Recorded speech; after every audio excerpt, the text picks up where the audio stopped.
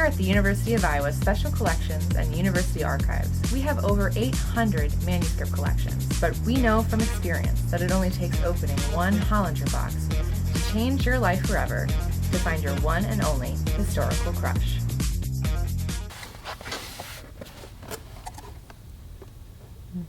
Oh, they built the ship Titanic to sail the ocean blue, and they thought they built a ship that the water would never go through, but the good Lord raised his hand and said that ship will never land. It was sad when that great ship went down. Oh, they put the lifeboats out on the dark and stormy sea, and the band struck out. Colleen. Hi, Kelly. What are you singing? Oh, I was just singing a song I learned at camp when I was a kid. Every time I think about Edwin Ford Piper, I just start to remember the songs and rhymes and games that I learned when I was a kid. Colleen, would you say that Edwin is your historical crush? You know, Kelly, I think he might be. Hi, my name is Colleen. I'm an outreach and engagement librarian. I like reaching out, the 19th century, and the internet. Right when I started this job, the first thing I was told to do was explore the collections. And just wandering up and down the stacks, I started opening some boxes. And when I opened these boxes, what I found was this man's collection of document after document after document, where he had taken songs that people knew only by singing them to one another, and he tried to write them all down so that they could be remembered. And just that trying to capture something ephemeral and make it so that it can last just totally hooked me. So, Colleen, do you feel like Edwin Ford Piper's last name had a little bit to do with his musical career?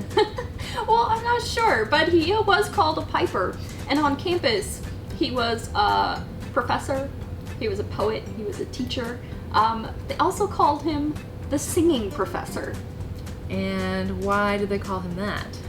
Well, he taught Chaucer, and he also taught a lot of poetry that focused on lyric, and he would sing them and perform them in class and as big performances on campus, and so that earned him the name, the singing professor.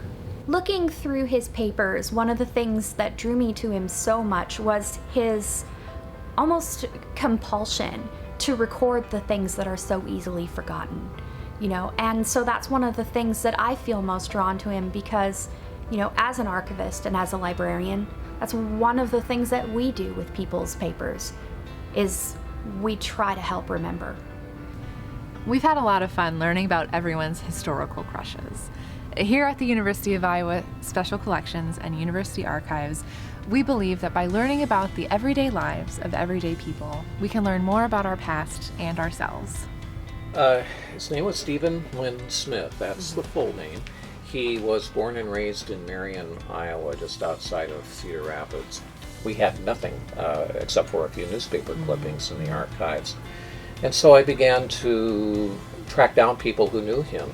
Among them, I was able to locate his widow, Barbara Smith, who was still living in Marion at the time. At one point, and she told me this over coffee, but later as well in our oral history interview, that he had basically the functionality of a 5-year-old child during those remaining years of his life. And she became very, very emotional about that. I had to work very hard to control my emotions during that meeting over coffee. But I remember it was in June of 2012. It was a hot day. I remember after we said goodbye and agreed to meet again, I went out to my car, and at that point I just sobbed. This map is how I discovered my historical crush. It was, one of its authors is Claude Birdseye. He was the chief topographic officer, or engineer I guess, of the USGS, and he contributed to this map. Claude and one of his partners in the survey team wrote an article for the Geographical Review, kind of demonstrating what they did on the trip and the things that they saw, and it was basically a real life adventure story. My historical crush is Shelley. I just see her as this absolutely remarkable woman, and for someone young to have embarked on, this adventure. When I'm talking to students about these kinds of things, I always try to say to them, I'll ask, well, how old are you? If it's freshmen, there are always freshmen in the room that are 19 and women that are 19, and jokingly I'll say, so, written any really great novels lately? Great. That's what Mary Shelley did. Many people do not believe that what you do is important. However, I do, and I want you to know that, and I want you to understand that you are not alone.